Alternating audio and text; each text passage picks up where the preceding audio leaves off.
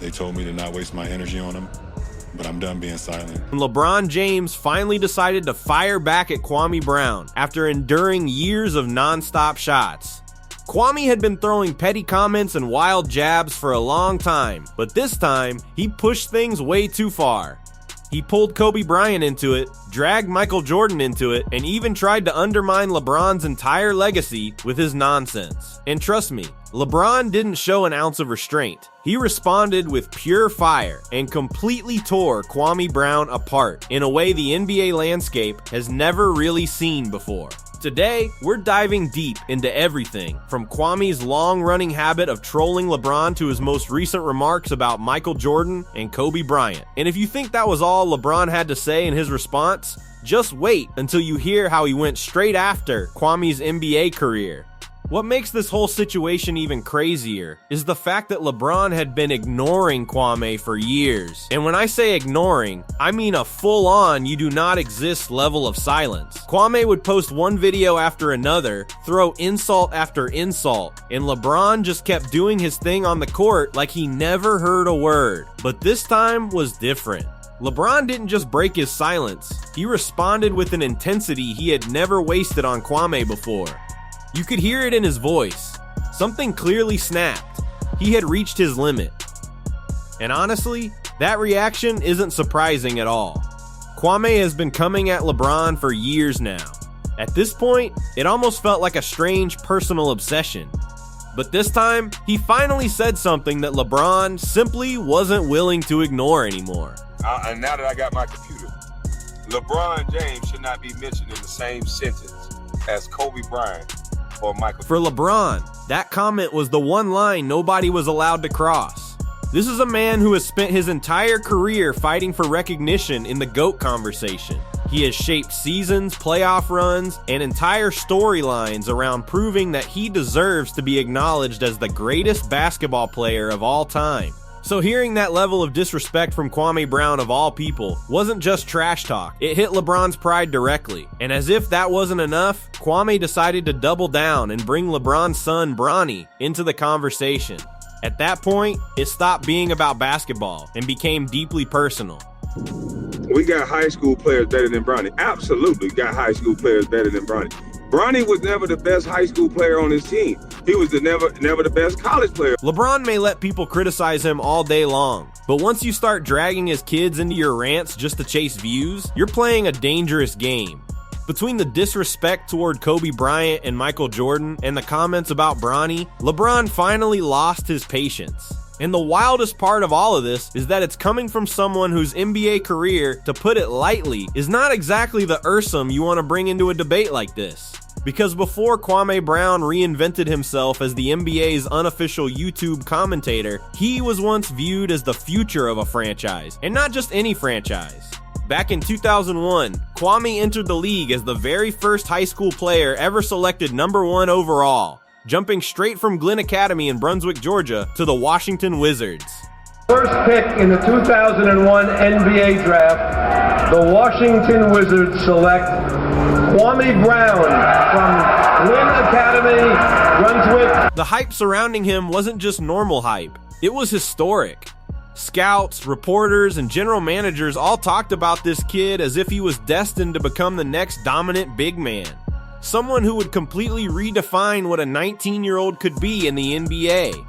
And the craziest part? Michael Jordan himself believed in Kwame and didn't hide it from the public. Well, obviously, you can see he's a well-educated kid. Now, we entertain a lot of possibilities, but none could change our minds in terms of what this kid could do in the long range for the Washington Wizards.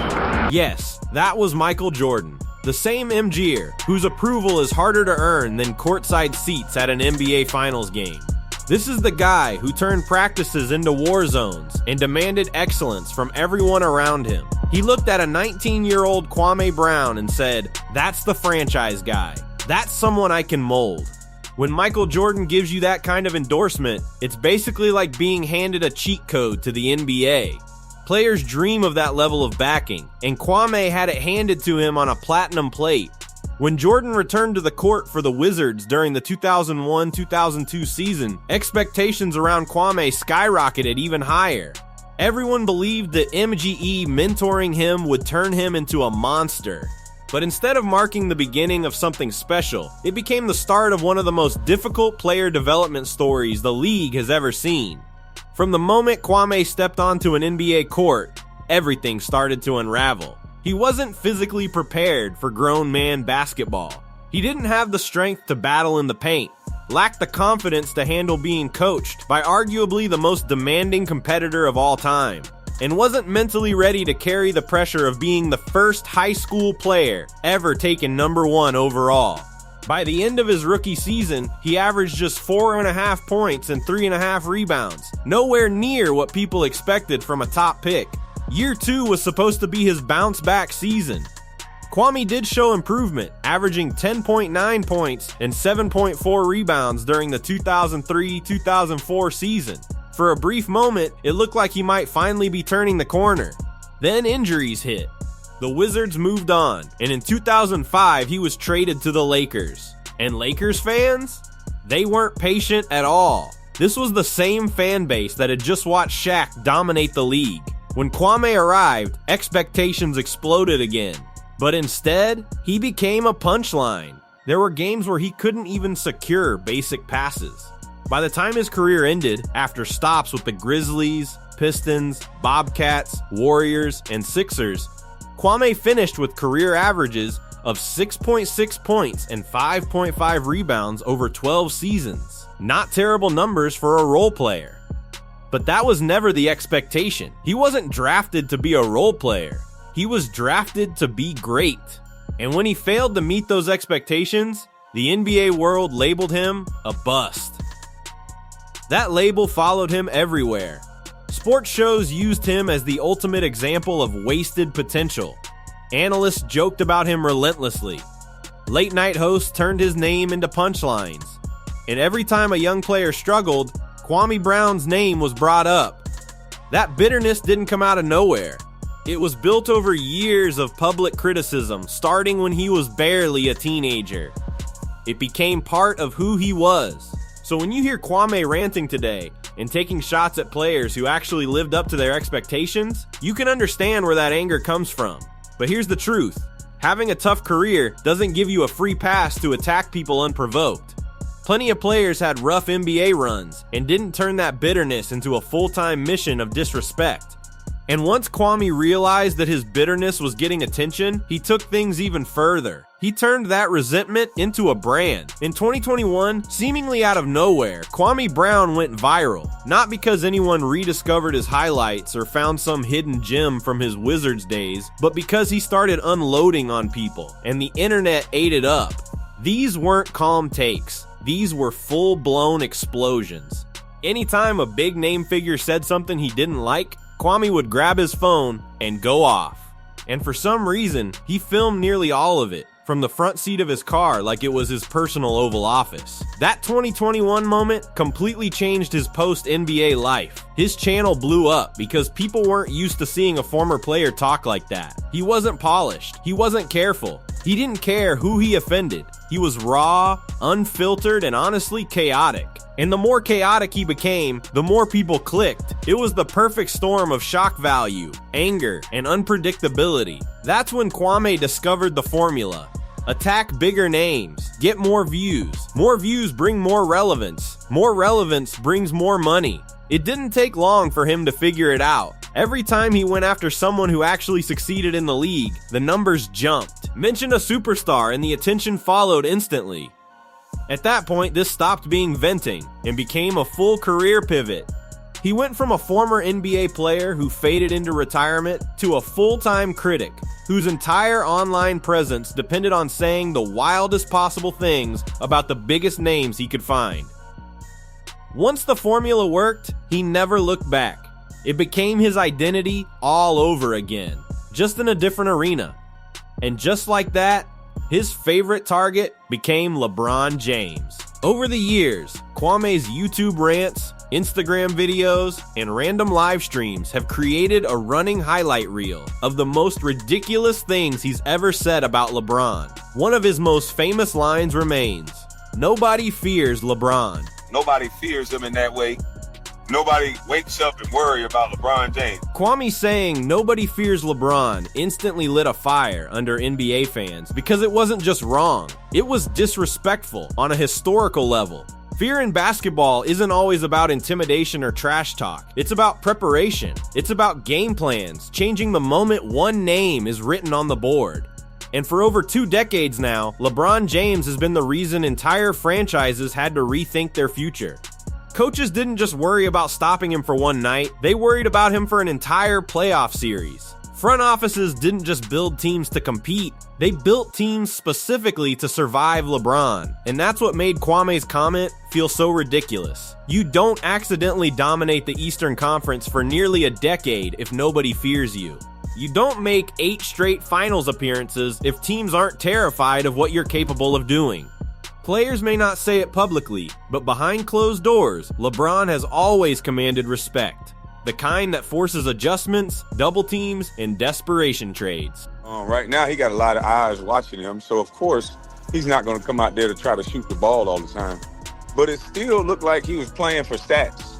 He's playing to get assists. But Kwame wasn't interested in nuance. His rants were never about context or balance. They were about shock value. And every time he repeated those lines, the internet reacted exactly the way he wanted it to. People argued, clips circulated, comment sections exploded, and LeBron's name stayed at the center of it all. Still, LeBron stayed silent. Year after year, he refused to engage. That silence only made Kwame louder.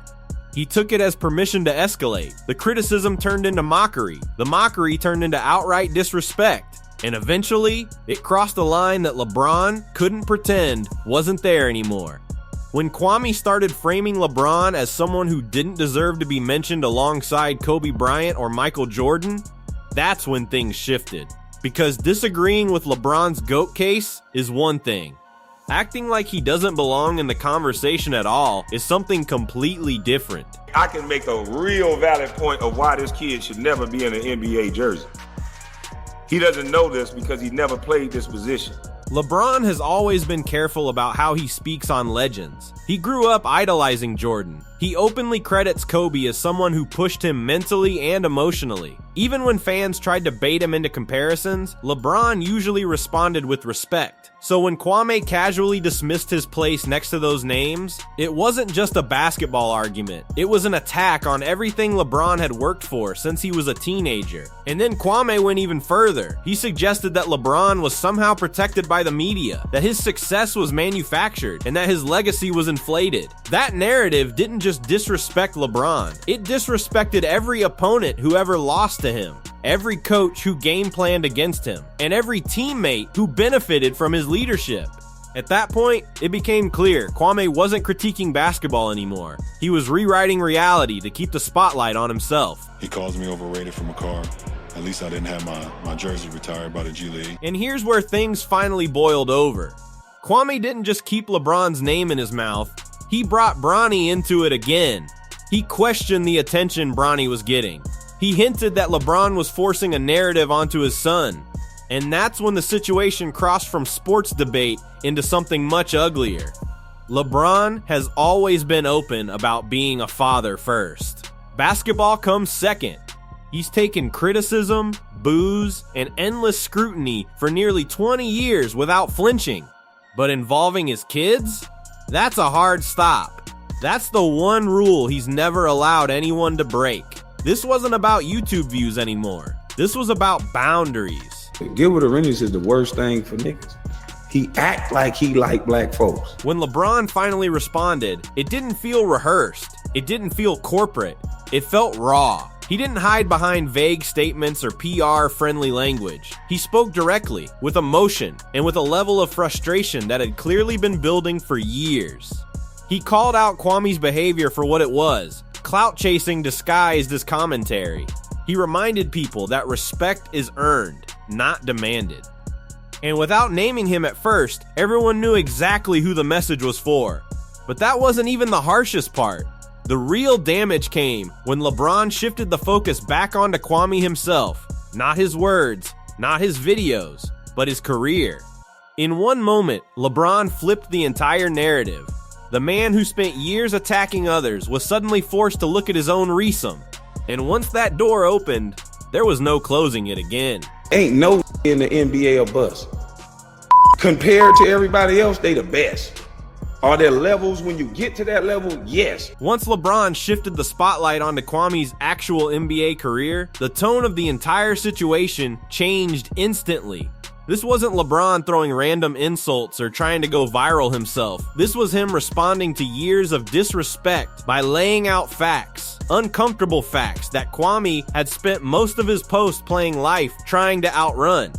LeBron pointed out something that many people had whispered for years, but rarely said out loud. You can't spend your entire platform tearing down players who carried the league when your own career never came close to those standards. That wasn't arrogance, that was accountability. And once those words landed, there was no way for Kwame to flip the narrative anymore. Yeah, we was like, we'll give y'all Kwame Brown, you give us 2 signed Kobe Bryant shoes. They said, hell no, that's too much. They said, how about this, we'll just... What made LeBron's response hit even harder was that it wasn't coming from insecurity.